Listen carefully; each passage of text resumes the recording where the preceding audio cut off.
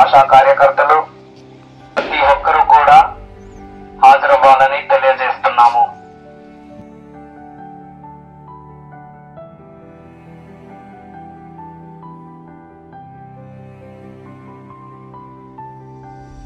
నుంచి ఎలాగ వడదెబ్బ తగలకుండా, డీహైడ్రేషన్ అవ్వకుండా మనం ఎలా జాగ్రత్తలు తీసుకోవాలనేది ఇప్పుడు మన అప్పారావు గారు మనకి చెప్తారు.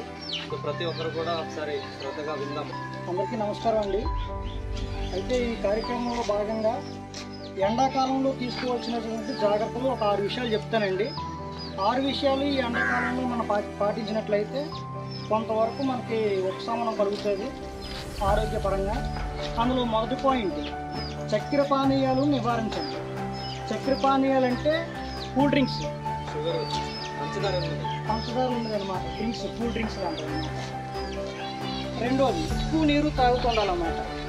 ఎందుకంటే బాడీ డిహైడ్రేషన్ అయిపోతుంటుంది ఎండకి. అందు గురించి ఎక్కువ నీరు, వాటర్ తాగుతుండాలి. మందు కూడా తాగకూడదు.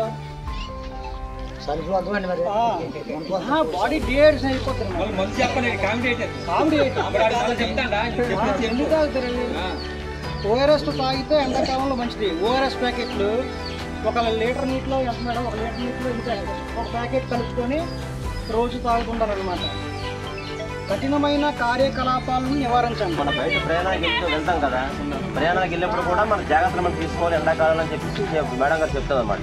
అంటే పని చేసినప్పుడు గొడి పెట్టుకుంటే పని చేయలేం కదా. ఇప్పుడు పని చేస్తారు, తలపా కట్టుకుని పని చేస్తారు అనుకోండి, కొంతవరకు ఎండ నుంచి మీకు ఉపశమనం కలుగుతుంది కదా. అంటే అలా అనమాట. చిన్న చిన్న ఐటమ్స్ మనం ఉపయోగించి సరిపోద్ది అనమాట. అదే విషయం మేడం గారు చెప్పారు మేడం. ఓకేనమ్మా?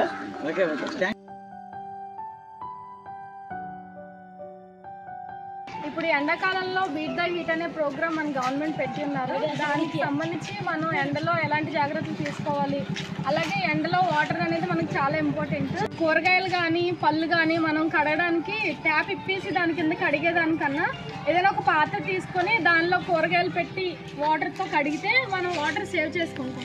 లేదంటే ఒక ట్యాప్ ఇప్పేసి దాని కింద కడుగుతా ఉంటే బోల్డ్ వాటర్ పోతూ ఉంటుంది. సో అలా చేయొద్దు. ఈసారి నుంచి ఏదైనా కూరగాయలు కడగాలంటే ఒక పాత్ర తీసుకొని దానిలో వాటర్ తీసుకొని అప్పుడు కడగండి. ఎండాకాలం కదా, ఎండాకాలం వాటర్ తక్కువ పరిస్థితి.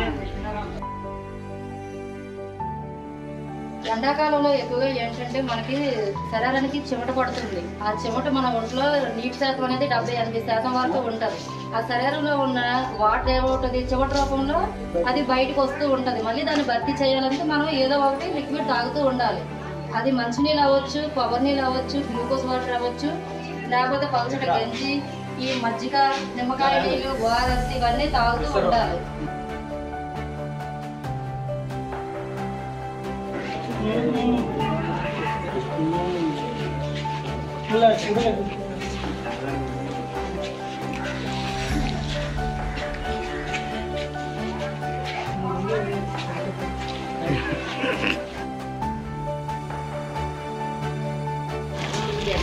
నీళ్ళు లేదా 5 గ్లాసులు వాటర్, ఓఆర్ఎస్ నీళ్ళు తీసుకొని ఒక ప్యాకెట్ కలిపి ఒక రోజంతా వాడాలి. నువ్వు బీపీకి మందులు వాడుతున్నావు, ఇందులో ఉప్పు ఉంటుంది, దానివల్ల బీపీ ఎక్కువ.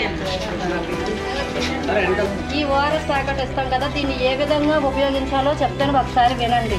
ఇదేంటంటే ఈ ఒక ప్యాకెట్ని తీసుకున్నాక ఒక శుభ్రమైన పాత్ర తీసుకొని అందులో 5 గ్లాసులు వాటర్ లేదా లీటర్ నీళ్లు తీసుకొని మరిగించి చల్లారాక వడకట్టేయాలి. గోరువెచ్చగా ఉండగానే వడకట్టేసాక అది ఒక పాత్రలో తీసుకొని ఒక ప్యాకెట్ మొత్తం వేసేయాలి. ఈ ప్యాకెట్ బాగా గరిటతోని బాగా కలిపాక మూత పెట్టుకొని పైన గ్లాస్ పెట్టుకోవాలి.